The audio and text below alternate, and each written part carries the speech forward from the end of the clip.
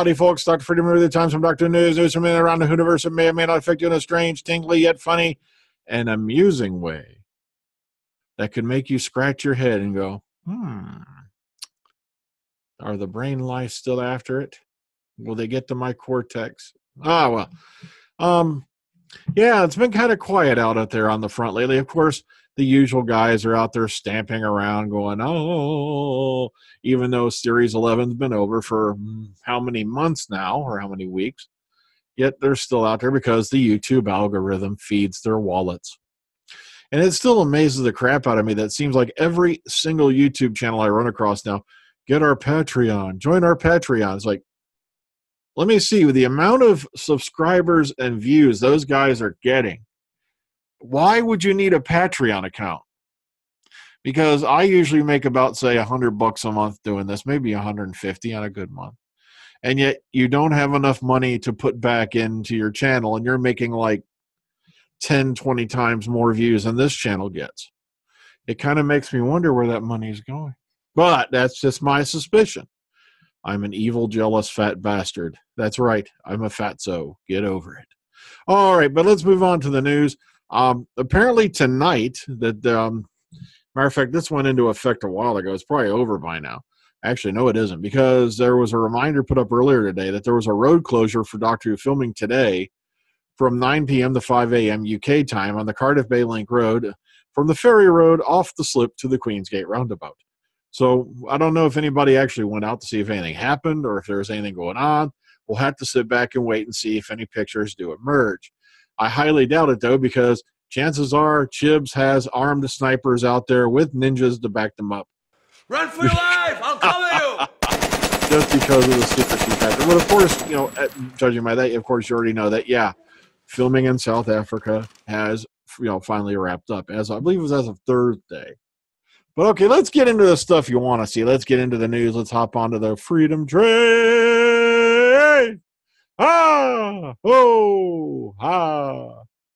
Okay. Now, I had a link up before this, and I lost it. So let's give you a quick overview. Olivia Colman won a BAFTA. If I can find it again, I'll pass that link on to you because her acceptance speech is just beyond humble. It's beyond cute, and it's amazing. But let's get to this article. David Tennant, to certain people, you'll always be the doctor. And the thing is, that's very true. When you take on that mantle, you're branded with it for life. They might as well bend you over and tattoo your cute little hiney. They'll have Dr. 1, Dr. 10, Dr. whatever you are, and it'll be imprinted on your little buttocks. Okay, so, and it goes here into his podcast, his things like, matter of fact, if I remember right, I think Jodie Whittaker is recording hers tomorrow with David Tennant, and it'll be out on Tuesday. And so, keep your eyes out for that. So, okay, moving forward. Of course, Doctor Who picks up special award for Malorie Blackman, the episode Rosa. Now, apparently this is a new award called the Visionary Honors Awards. It's their inaugural run, and she picked up honored for making a quote-unquote positive social impact. Now, you're going to pick all that up because I forgot to put my puff protector back on the mic. Duh. So, it's a very interesting. Here you go, bam, bam. Here you go. It's like peace and peace out. Okay, so nice to hear that. Yeah, the award that got handed out for that particular episode, because the thing is, it was gutsy. It took a lot of testicles to put that kind of episode on.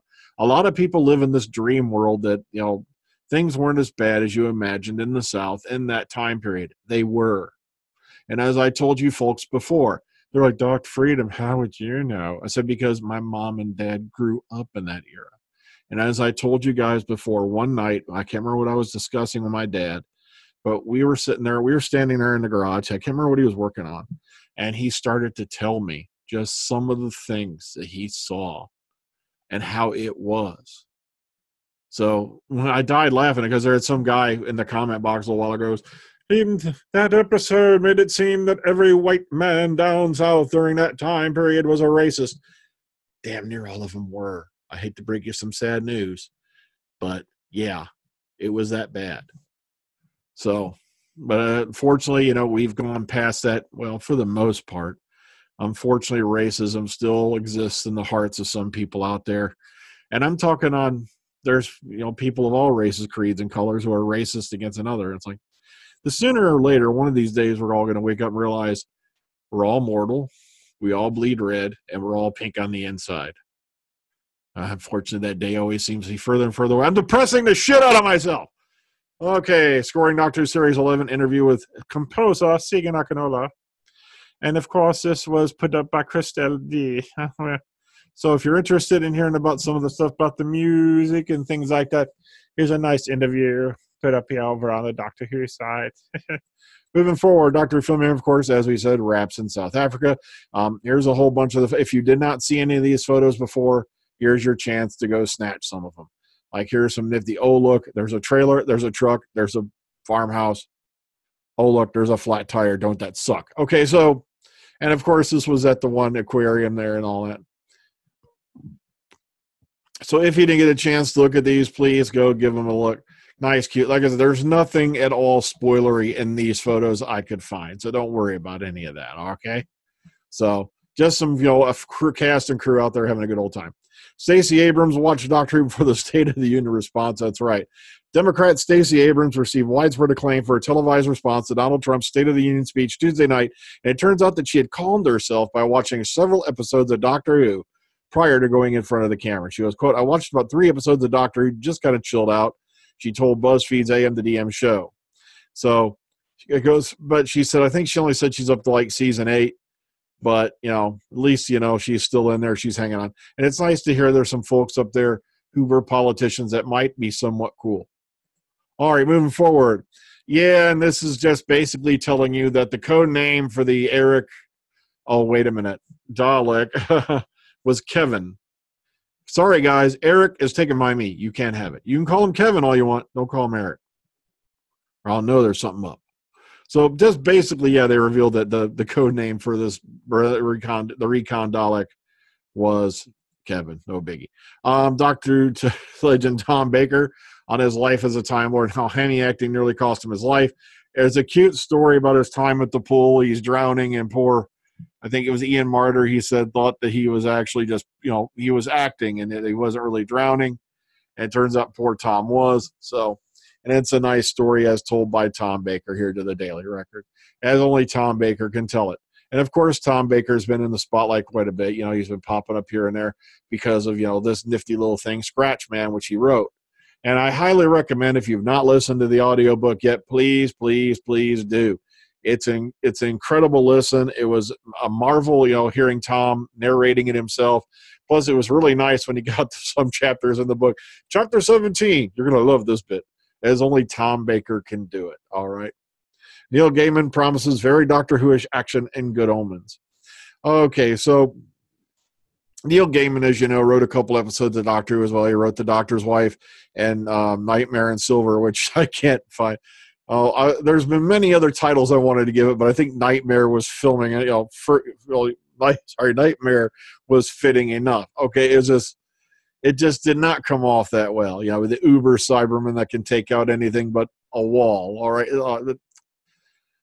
Okay, and I saved the best for last. If you have not watched this video and you're a fan of Peter Capaldi, do it now, as Arnold would say, because Peter Capaldi giving an amazing performance in this music video, and he doesn't say a word.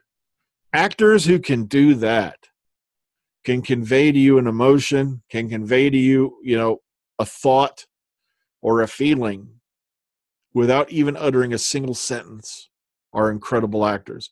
Peter Capaldi shows us right here. It's kind of sad, that fans didn't like support him back when he was the Doctor, And please, there were a lot of fans who did, but I'm talking about all you folks who tuned out and wondered why he got tuned out of the show.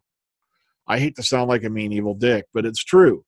When you go back and look at the ratings towards the end of like series 8, 9, and 10, people are like, well, how did this happen? Why did and it's like, there's still stories going around there saying, well, Peter left of his own accord. I go, I still don't think that's what happened. I still think he was pressured into leaving. The ratings were going down. I think they basically sat down and said, look, we want to go in this direction. And then, all the stories line up to me, because the more you hear about, well, that we're bringing in a new showrunner, but he wants a female doctor, yet Chibnall's telling this story. I offered Peter this, And now, like I said, from what I heard, and this was at a convention, now apparently Peter's telling the story that they offered him 4 more seasons, which I can't believe because they never do multi-year contracts at $100K per season. For one, that is a big slap in the face with a rubber dick. The reason being is because when he left, he was making $240K per year. To offer an actor a multi-year contract, but we're going to pay you less than half of what you're getting, is a smack in the face. It's a disgrace. It's an utter, you might as well just pull down your pants and shat on his nose. It's that simple. If that were true, and I don't think it is. I think they sat down, they pulled out one of them survey forms that it's going this way, and this way. Now, as far as on the naysayer front, like I said, I don't watch any of those videos. I really don't. So when you saw those names pop up and Jodie Whittaker is killing Doctor Who, it was kind of like a generic representation. I made the comments up completely, but I gave them names that sounded like certain folks out there. And I also tried to make them different at the same time. It was meant to be something that everybody could sit down and have a laugh at, yet it seems like how it's funny that if I mention certain things these days, I automatically get minus 40 to 50 likes, or I get 40 to 50 dislikes. Kind of makes me know that who's watching and who isn't. But I thank you for the money. Sure, it gives me maybe fills up the gas tank a couple times. But hey, I do this as a hobby. That's why you can't buy me. You can't sell me. You can't make me change my opinion through peer pressure. You can't sit there and go, well, it sucked, and if you don't agree with me, then you're a fatso dumbass.